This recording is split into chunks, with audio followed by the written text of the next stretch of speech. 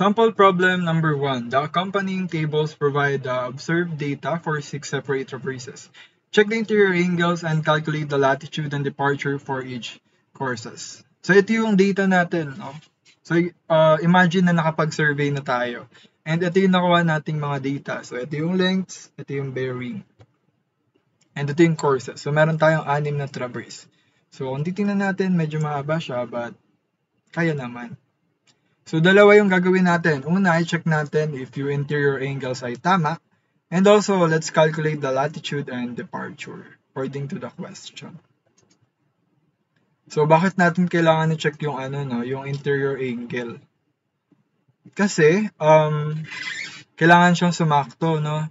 Sa mismong interior angles. Kasi merong, per polygon, di ba, meron siyang number of interior angles na standard. So, dapat ma-attain natin siya gamit yung bearing natin para masabi natin na close siya. So, since computation lang to, so possible na na magtugma yung mga answers natin. But again, in practice, hindi siya madali or impossible siya. Ayan. So, drawing muna natin yung traverse natin. So, we have AB. 492, pinakamaliit na length. So, dito tayo. Pwede natin siya lakihan. Ayan. So, 492. Ito yung 5 degrees natin. 30 minutes. Bakit yan? Bakit hindi dito sa baba? Kasi, yung reference natin, northeast, yung sabi ng bearing. So, from north to east. Kaya dito tayo nag-start magsukat ng angle. Ayan. So dito tayo sa angle na to. So hindi dito sa baba. So careful lang kasi very prone siya sa mali. And then sa station B, 46. So medyo lumapad siya, no? So medyo lumaki yung angle. More than half. Kasi ang half ng angle ay 45 per quadrants. So, medyo half. Ayan. So, 46. And actually, medyo mahaba. So, extend natin siya. Ayan. So, 46, 3 degrees. 3 minutes. So, again, northeast. And then sa line CD naman tayo. Anong sabi? Southeast. So, pababa na siya. Hindi na siya pataas. And pa-east siya. So, dito sa direction na to. 67, so more than half ulit. Though hindi sobrang laki. Ayan, so more than half. So, labaran pa natin.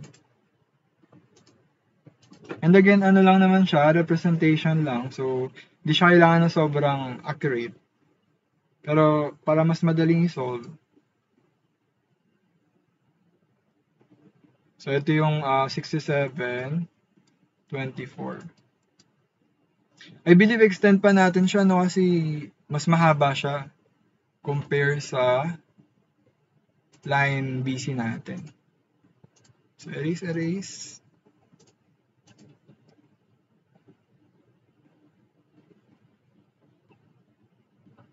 Yan. So, another station. After dito sa CD, meron tayong line DE na medyo mahaba, no? 1026. Though maliit yung angle niya, so medyo steeper. Pero syempre, mas malaki kumpara dito sa line AB natin. Although again, this is just a graphical representation. So, hindi tayo dito magbe-base ng sagot fully. No? So, again, hindi need na sobrang accurate ng drawing natin. So again, ito yung 12. 12, 17. Bakit ulit? Kasi nakalagay sa direction ay south, east. So from south to east. Extend natin. Kasi mahaba siya, no? Again, hindi na siya straight line, pero syempre, that should be straight. So, ayun, hindi na natin makikita. Hindi natin makikita na equal siya. So, Ulitin natin. Doon nagma-matter yung drawing natin. Kasi, gagamitin natin siya for proper computation. Ayan. Again, meron tayong station dito. I believe that's station A, B, C, D, E. So, line EF na tayo. Line EF, southwest. So, hindi na siya east, pero pababa pa rin siya. And siya yung pinaka mahabang line. So, mas mahaba dito sa 1,000. I believe mas mahaba nga ng 852 tingnan, no? Pero again, that is just representation. And malaki yung angle niya, so almost horizontal na yung line niya. Kasi 'di ba 90 degree yung horizontal line. Ayan. So sin ano na no. Sobrang haba niya. So this is the 83:44 minutes. Ayan. Tapos last sa station F. Oops. Station F na. Yan. So station F, 661. Ay, i-assume natin na magko-close na siya, no? Para mas madali. But, ayun. So, ayan. Layo. Medyo hindi siya straight, pero, yeah. Makikita pa rin naman natin yung congruency nila no, mamaya. So, ito yung 55 natin from north to west. So, ito. 55 degrees, 27 minutes. Yan. So, ano nang next na gagawin natin? So, mag-set tayo ng angle na kailangan nating makuha no, pag sinom yung mga interior angles. So, interior angles, formula ng interior angles ng polygon. Oops, ang sulat ko ay, yan. So, n minus 2 multiply to 180 degrees. We have how many sides? 1, 2, 3, 4, 5, 6. So, meron tayong 6. So, meron tayong hexagon. So, lagay natin yung 6 sa n. So, 6 minus 2 multiply sa 180 degrees. We have, ulit natin si calcu. 6 minus 2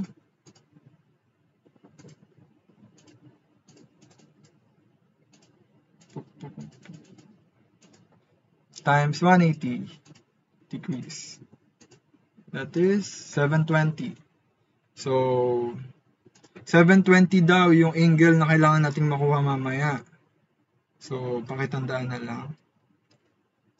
0, 0 naman yung minutes. So, yan. Saktong 720 dapat. Ayan. So, next page na lang tayo no, for calculation ng interior angles. Pero, alamin muna natin yung mga representation ng interior angles natin para mas madali. So, ito na lang yung alpha A, alpha B, alpha C, alpha D, alpha E, and lastly, alpha F. So, A, B, C, D, E, F. Ayun yung mga interior angles na kailangan nating i-calculate. So, kahit saan naman tayo mag-start, no, pwede. Pero, for convenience siguro, start tayo sa alpha B. Ayan. So, alpha B natin is equal to, so bubuo tayo ng relation. So, again,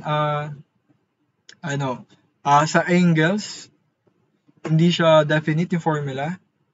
I mean, walang formula na alpha A is equal to bearing B plus bearing C. So, hindi siya ganun. So, kailangan mong i-analyze yung angles para makalculate natin yung mga interior angles. Madali lang naman siya isipin. So, ito ay congruent dito. Diba? Agree ba? Kasi, vertical line lang siya, no? Meron tayong vertical line and meron tayong straight line. So, we can conclude na ang angle dito ay also equal dito. So, ito ay 5 degree and 30 minutes. Diba? And calculate natin to. So, paano natin ito makukuha? Ima-minus natin yung 90 degrees or ima-minus natin yung 46 degrees sa 90 degrees para makuha natin yung tira dito. So, minus 46 degrees, 3 minutes. And i-add natin tong angle na to. So, ano tong angle na to?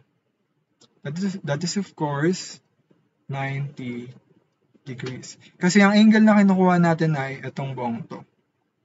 Yan. So again, ang equation natin, 90 degrees minus 46 degrees, 3 minutes, plus 90, ayan, plus 5 degrees, 30 minutes. Ay actually, pwede na natin siya i-list down dito, no? So wag na natin isa-isain. Although, explain naman natin siya. Again, so for angle B, kuha na lang tayo ng calculator natin. So, 90 degrees minus 46 minutes and 46 degrees, 3 minutes plus 90. Ito. Itong buong yan. So, plus 90 plus yung bearing ng AB na congruent sa station B. So, 5 degrees plus 5 degrees, 30 minutes. So, we have 139.27. So, meron tayong interior angle na 139 degrees, 27 minutes. So, meron na tayong isang interior angles. So, proceed tayo sa C, no? Analyze ulit natin. Ito, madali lang siya, no? So, meron tayong 46 degrees and 3 minutes. We can say, again, katulad ng ginawa natin dito, ito ay congruent dito. So, equal sila. So, 46 din to. 46 degrees, 3 minutes. So, paano natin makuha yung interior angle ng C? So, sum lang natin, no? Plus lang natin yung 46 saka yung 67. Kuha na natin yung interior angle C. Ayan. So, easier siya. Diba? Iba-iba talaga siya ng formula. I mean, iba-iba siya ng process para makuha.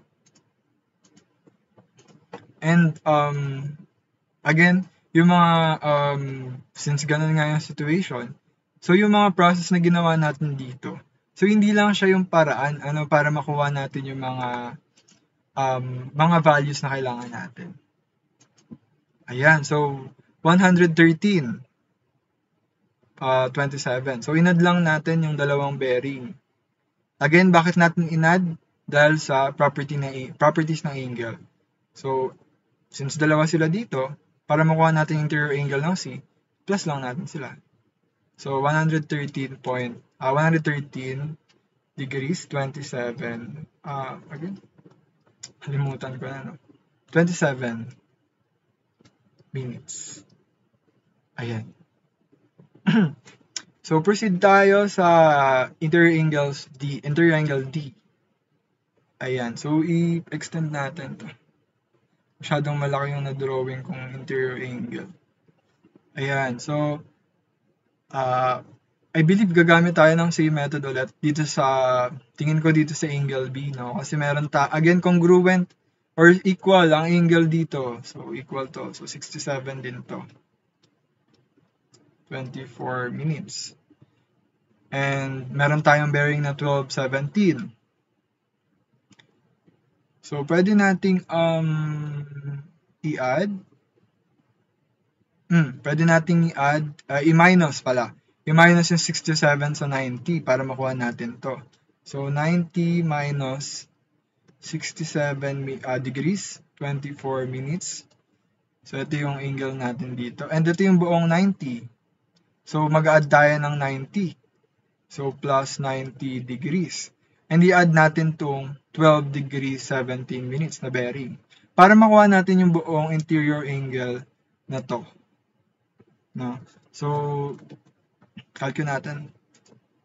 So, 90 degrees minus 67 degrees 24 minutes plus, again, 90 degrees plus 12 17. Yan, 124.53 minutes. Ayun.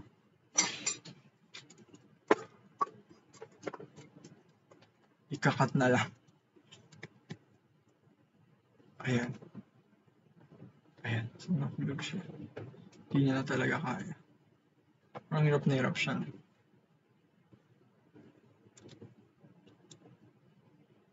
Anyway, check na rin natin yung solution. If nasa tamang landas pa ba tayo.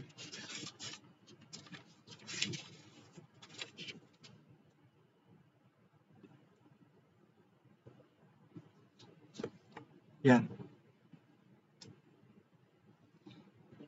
Yan. So, meron tayong 124 degrees and 53 minutes. So, ayan yung angle alpha D natin.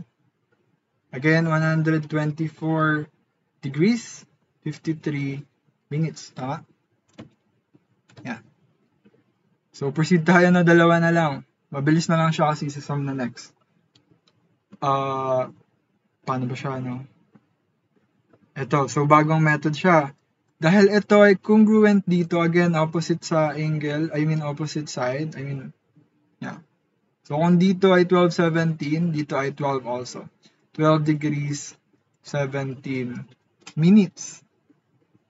And kung titingnan natin, itong angle na to ay 180. No? 180 degree siya. Buong, parang itong half, semicircle. So, meron tayong 180 degrees. So, paano natin makukuha itong angle E? So, pwede nating i-minus yung 12 degrees and 83 degrees sa 180 para makuha natin yung angle E, alpha E. So, again, meron tayong 180 dito.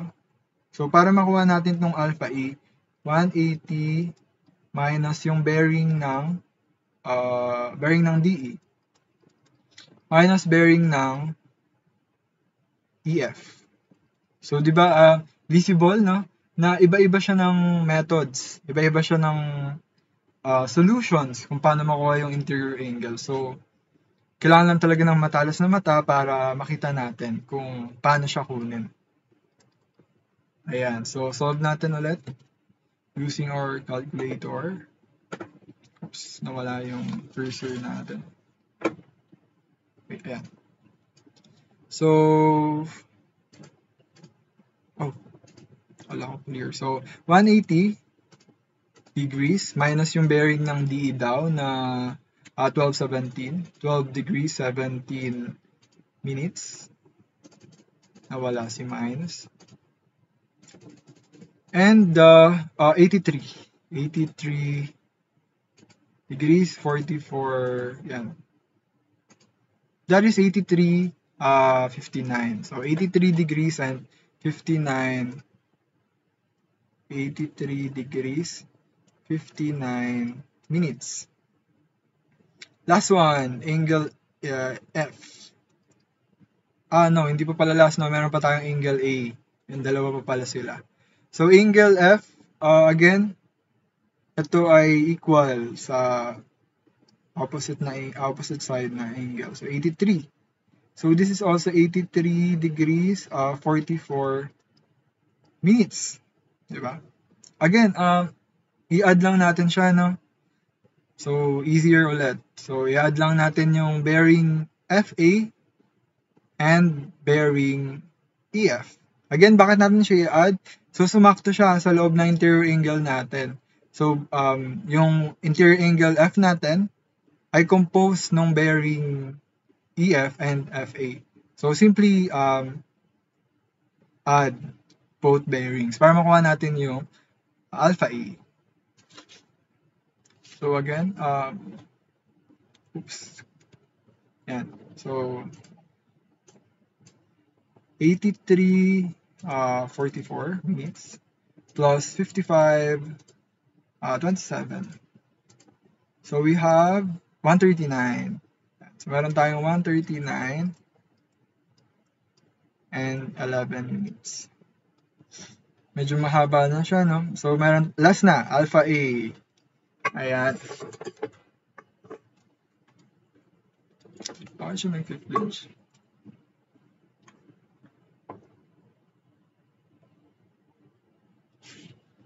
So alpha A. Gagamit tayo ng same concept na ginamit natin sa alpha A. Kasi ito ay, again, equal siya. Equal siya dito. So this is also 55 degrees, 27 minutes. So, ganun lang lagi, no? Identify natin kung ano yung mga angles na equal. Kasi, kulang, isa lang yung angle dito, pero connected naman siya sa isa pa. So, may makuha pa tayong isang angle para ma-determine natin yung value ng interior angle natin. So, basically, gagamit din tayo ng 180 degrees kasi itong buo na to ay 180 degrees. Tama. So, ima-minus natin yung 5 degrees, 30 minutes, and 55 degrees, 27 minutes sa 180 degrees para makuha natin itong angle, interior angle ng A. So, balik tayo sa calc natin. So, 180 Yeah, 180 minus 5 degrees, 30 minutes, and 55 degrees, 27 minutes. So that is equal to 119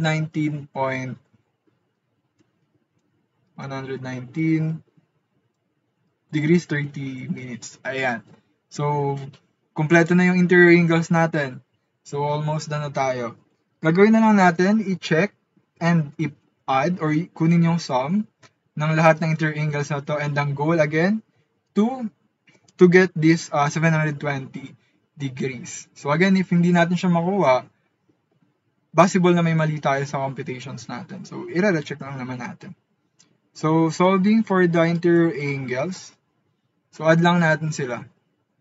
Lagay natin yung ano. Summation ng interior angles. Ayan. So 139 degrees, 27 minutes plus 113 degrees, 27 minutes again, plus 124 degrees, 53 minutes, plus 83 degrees, 59 minutes, 139, 11, plus 119, 30 minutes. So, we'll check natin 30, 139, 11, 83, 59, 124, 53, 113, 27, 139, 27. Ayan. So, hindi nag-equal. So, meron tayong sobrang 27 minutes. So, saan kaya tayo possible na nagkamali, no? So, 139, 27, 113, 27, 124, 53, 83, 59, 139, 11, 190, 30. So, hanapin natin. This one is 530. Ganyan. Baka dito sa 180 minus 530. Baka nagkamali tayo ng click ng 1527. Oh! Hindi siya 30, no? 3 lang siya. I'm sorry. Yan. So, that is just 3. That is why. So, again. Yan. So, 3 lang siya. Ayan. So, ayun naman yung maganda dito na madali lang i-track kung asan yung mali. So, since checking lang naman, so easier siya. malaman, no? So, 139, again, add natin. That is why 27 yung minutes natin. Plus 113, 27, plus 124, 53, plus 83 degrees, 59 minutes, plus 139, 11, 119, and 3. Ayan! So, 720 na siya. So, nakuha natin yung interior angles niya. Thus, possible, pero hindi pa sure, na close yung traverse natin. Kasi hindi natin na-consider yung length, remember? So, puro angles lang tayo. Pero ang sabi naman sa problem, check the angles lang naman, di ba? So, yun na. 720 degrees. So, check.